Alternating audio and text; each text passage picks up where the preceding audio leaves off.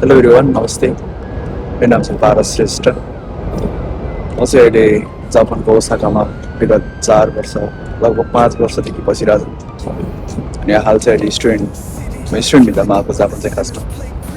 अनि आएर 2 वर्ष जति 2 वर्ष भन्नु 2 वर्ष चाहिँ जापानिज ल्याङ्ग्वेज पढेर त्यसपछि अनि अहिले चाहिँ यहाँको सेन्मन गाकोमा पढिरहेको छु म चाहिँ।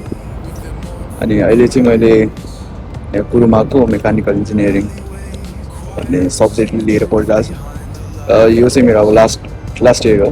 जापानमा चाहिँ मेन भनेको एकदमै हामीलाई टाइम मिलाउन चाहिँ अति धेरै गाह्रो हुन्छ। बेलुका म पनि 2 बजीसम्म काम गर्छु रातिको। काम सकेर रुम पुग्दा त्यस्तै अनि सुत्दा त्यस्तै 2:45 जस्तै भइसक्यो हुन्छ।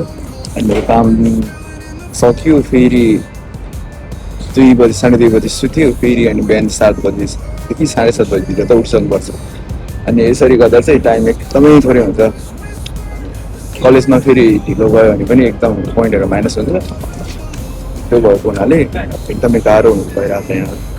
गाह्रो छ एकदमै टाइम मिलाउन चाहिँ। म चाहिँ अहिले जिम गरेको लगभग 3 वर्ष जति भयो।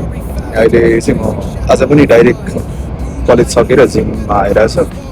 मलाई चाहिँ जस्तो भयो भने आफूलाई फिट राख्न चाहिँ एकदम मनपर्छ। त्यही भएर मैले लगातार 3 वर्षदेखि चाहिँ जिम गरिरहेको छु।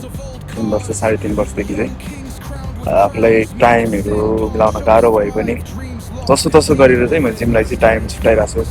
1 घन्टादेखि त्यस्तै भनौँ न 1 घन्टा 1.5 घन्टा टाइम भयो भने अलिकति मजाले बसेर 1.5 घन्टा जति गर्छु, नभए 1 घन्टा जति जिम गरेर यसरी चाहिँ मैले आफ्नो फिटनेसलाई पनि अगाडि बढाइरहेको छु। अनि अहिले आज पनि म कलेजबाट डाइरेक्ट जिममा आएको। आज चाहिँ ब्याक वर्कआउट गर्ने प्लानमा छु म। सुताइ राम्रो भएको छैन।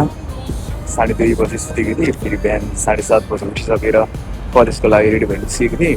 त्यही भएर खासै राम्रोसँग पुगेको छैन। अनि अबबाट चाहिँ केही भिडियोहरू बनाउँदै थोरै पोस्ट गरौँ भनेर सोचिरहेको छु। तपाईँहरूले लाइक कमेन्ट त्यसपछि सब्सक्राइब गरेर मलाई हेल्प गर्नु होला। आज विशेष गरी मेरो चाहिँ ब्याक वर्कआउट गर्ने प्लानमा छु म। आज मैले ब्याकको लागि के वर्कआउट गर्छु थोरै क्लिप्सहरू पनि हेराउनेछु है त। ल म चाहिँ अहिले जिममा आइपुगेँ। अनि मैले गर्ने जिम चाहिँ जापानको एनी टाइम फिटनेस भन्ने जिम हो।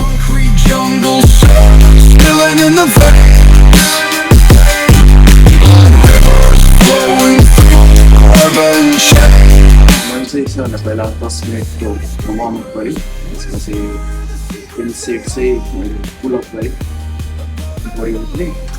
अहिले चाहिँ म सिटेड केबलमा बनाएको छु।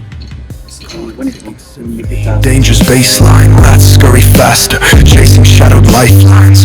Moonlight hits the metal, chrome sparks glow. Temptation lingers, heavy where the shadows grow.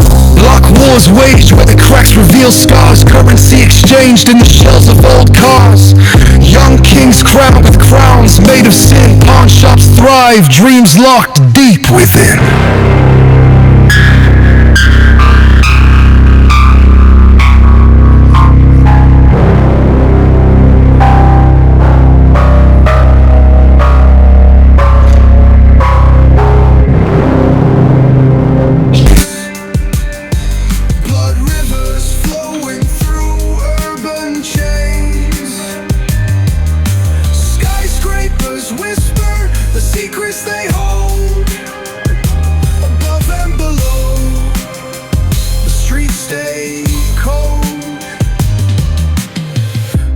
Ticking symphony, danger's baseline. Rats scurry faster, chasing shadowed lifelines. Moonlight hits the metal, chrome sparks glow. Temptation lingers, heavy where the shadows grow. Block wars waged where the cracks reveal scars. Currency exchanged in the shells of old cars.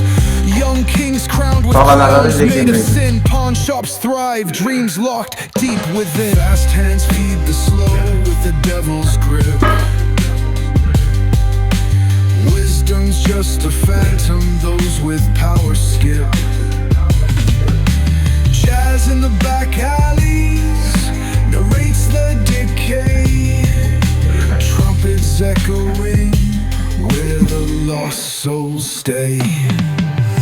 Concrete jungle sermons spilling in the लागेको छ last day मजा आयो आजको ब्याकको workout चाहिँ 4वटा ब्याकको workout अनि बिचमा एउटा चाहिँ बाइसेपको लागि गरेको थिएँ अब चाहिँ घर गएर रेस्ट गर्ने हो आज मेरो बेलुका काम पनि बिदा छ अबको दिनहरूमा यस्तै भिडियोहरू आउँछ तपाईँहरूले मलाई सपोर्ट गरिदिनु होला सब्सक्राइब गर्नुभएको छैन भने सब्सक्राइब गरिदिनु होला लाइक गरिदिनु होला अनि के कस्तो छ कमी कमजोरीहरू त धेरै छ भर्खर सिक्दैछु यसलाई मलाई बोल्नु पनि आउँदैन खासै अनि भिडियोहरू पनि खासै राम्रोसँग बनाउनु आउँदैन त्यही पनि सिक्दैछु तपाईँहरूले मलाई सपोर्ट गरिदिनु होला आगामी दिनहरूमा पनि यस्तै भिडियो आउँछ थ्याङ्क यू